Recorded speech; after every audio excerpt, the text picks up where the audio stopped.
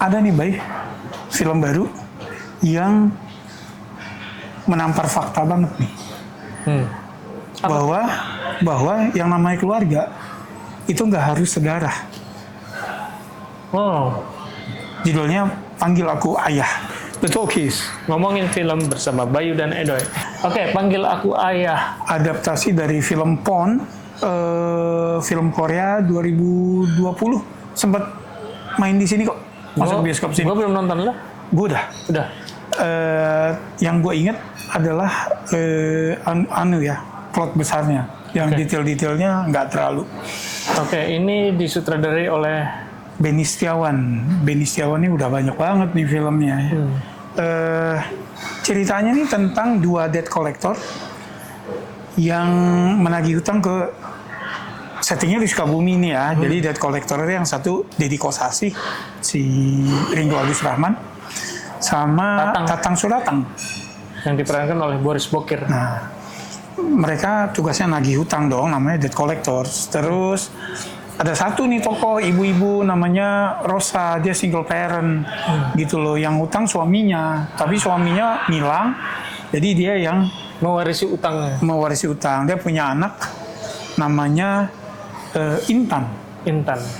Nah, ketika ditagih dia nggak punya jaminan, sehingga akhirnya ya udah si Intan aja yang jadi jaminan.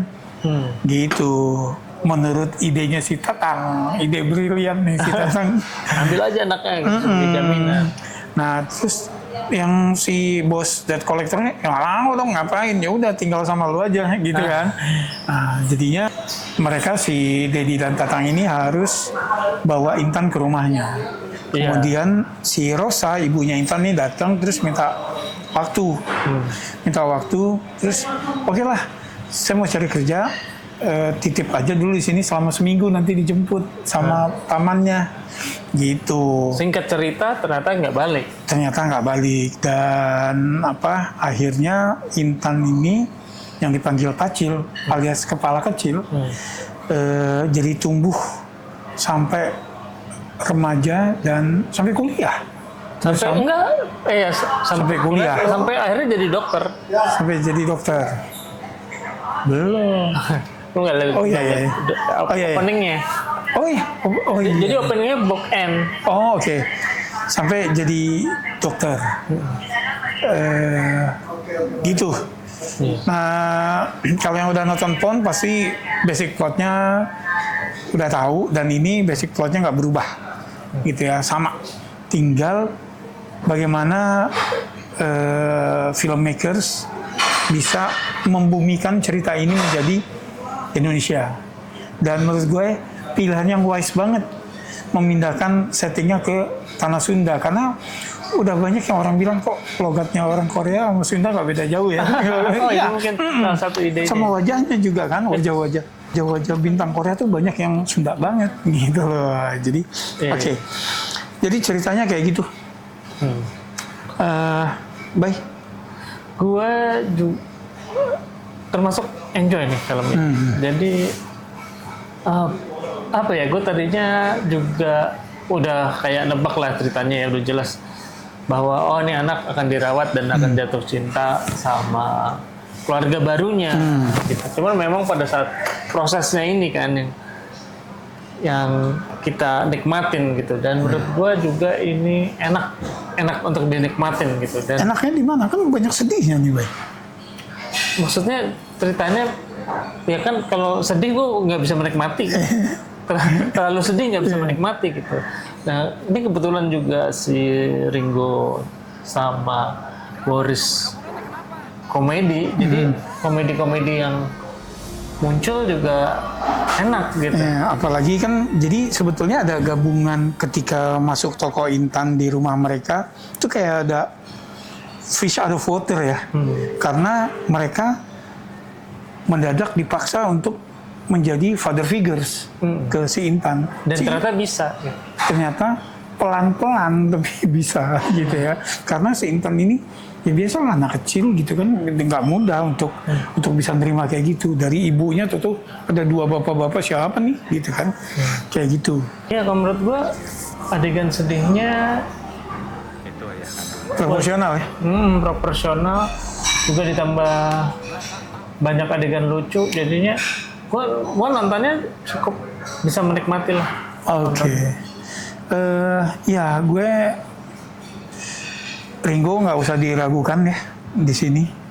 Gitu, dan dia memang tektokannya dengan si Bokir yang jadi sepupunya, Boris Bokir jadi sepupunya ini enak, tapi memang kunciannya adalah bagaimana bonding dia ke Intan waktu Intan cilik diperankan Michelin, dan waktu remaja oleh Tisa Biani gitu loh. Nah, porsi terbesar adalah dia dengan Michelin. Gitu loh. Michelin emang adorable ya, dan kelihatannya dia, kita lihat juga di konferensi pers dia bisa gitu, maksudnya nggak demam panggung gitu sebagai anak kecil, bisa mateng gitu.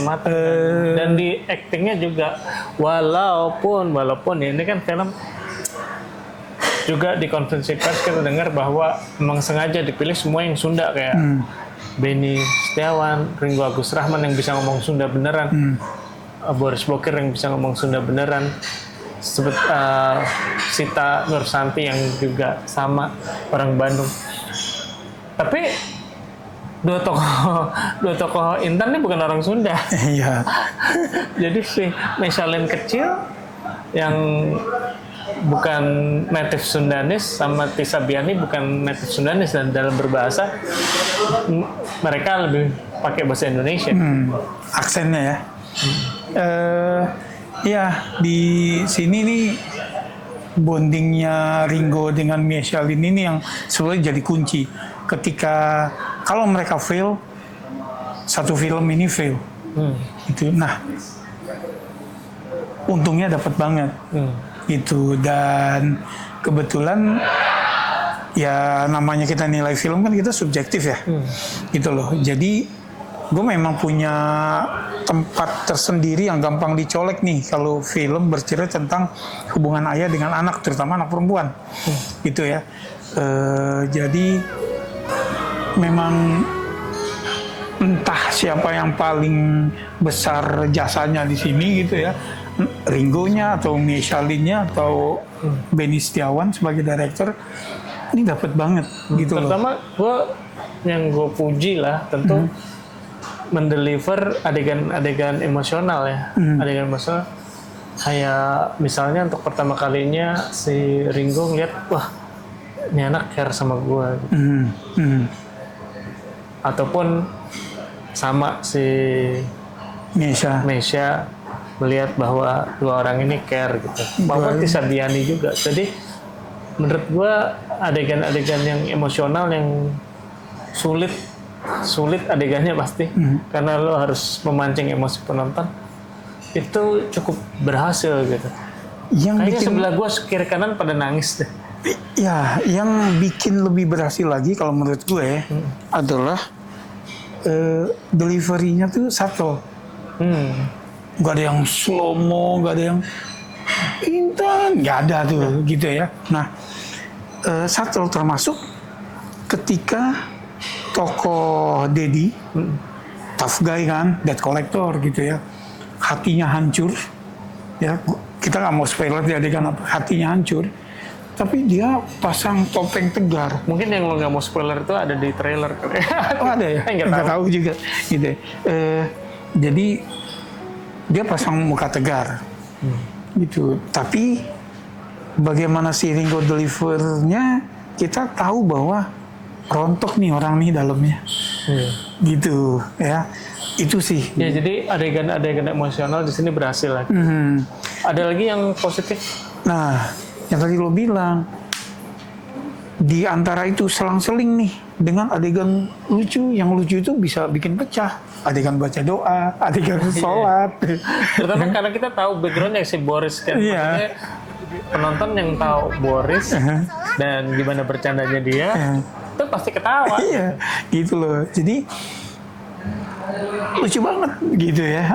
Jadi yang lucu gitu kan, yang sedih dan itu tadi. Agak gitu. meta juga tuh kan yang sholat itu. Yang sholat. Yang sholat agak meta.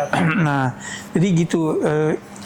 Menurut gue memang baik dari skenario maupun dari pengarahan Benny Setiawan ya, yang fully supported by the actors ya, ini berhasil ya, jadi imbang banget gitu. Nah itu yang bikin ini kalau kita ibaratkan makanan banyak rasanya tapi masuk gitu ya. Ya gue sampai pada saat nonton gue berharap atau gue mikir film ini punya potensi untuk banyak penontonnya sampai 1 juta lebih. Tapi Ya. nggak tahu ya. Gitu, jadi memang Gacha juga sih itu. iya, penonton kita nih sulit ditebak. Jadi Ringo sebagai bapak ya udah dibuktikan tuh di Keluarga Cemara ya. Visi nama juga. Visi nama luluh kita. Nah di sini juga gawat nih. Itu jadi yang ngerasa karakter Abah di Keluarga Cemara itu udah bikin luluh lantang, siap-siap di sini. Oke, Gitu. ada yang adegan lo nggak suka nggak? Yang gue nggak suka, sebetulnya ada beberapa yang mungkin too harsh ya, gitu. Gue nggak bilang ini mestinya nggak ada atau apa ya, tapi memang kurang nyaman dilihat, yaitu ketika ya kayak human trafficking gitulah. Kalau Ya, elemen human traffickingnya membuat tidak nyaman, walaupun itu real ya, maksudnya kan itu ada. ya ada hubungannya juga nih sama yang gua nggak suka berarti. Jadi gua nggak suka adalah beberapa nasib karakter di film ini yang kayaknya sial banget. Sial banget.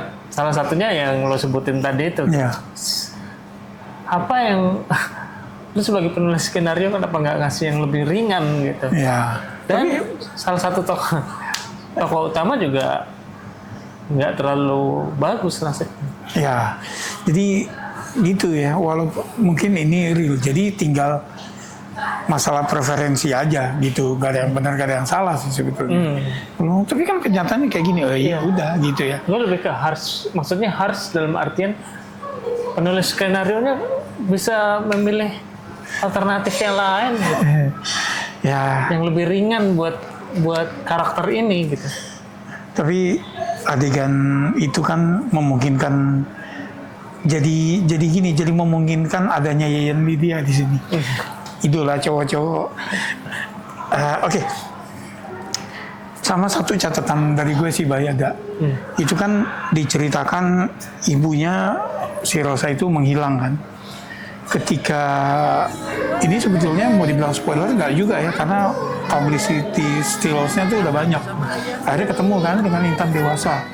Nah itu diceritakan setelah 15 tahun gitu kan. Emang ada publicity still? Ya, yang mereka lagi pelukan itu beredar. Nah, bahkan salah satu alternate posternya mereka berdua, gitu. Nah, jadi diceritakan bahwa baik melalui news archive maupun ada kerabatnya yang cerita, itu ceritanya udah 15 tahun. Ya, dia kerja setelah 15 tahun gini. Tapi, nah ini baru spoiler nih, jangan didengerin kalau nggak mau ke spoiler. Begitu adegan papan nisan, ya, kan kejadiannya waktu di awal film 99 ya. Nah, ketika si salah satu karakter yang meninggal, yang dibilang udah 15 tahun kemudian, meninggalnya tahun 2012. Oh, gue nggak perhatiin soal tahun-tahun sih. Gitu, jadi yang katanya 15 tahun. Gue ngeliat tahunnya, tapi gue nggak yakin kejadiannya itu tahun berapa tahun lalu. Ya, karena si sepupunya tuh bilang, wah 15 tahun kerja gini. Terus di news archive-nya juga kan, illegal migran gitu loh. Nah, gitu sih. Nah, sama gue ngerasa kurang kuat alasan si karakternya ini meninggalkan anaknya ke dua debt collectors. Yang kita tahu baik, tapi kan kita sebagai penonton. Ya kan? In real life, karakter debt collectors kan not necessarily on the good side gitu kan ya. Lu berani gak sih nitipin anak kecil lo itu ke, nah karena kalau di film aslinya si ibunya itu migran ilegal sehingga dideportasi.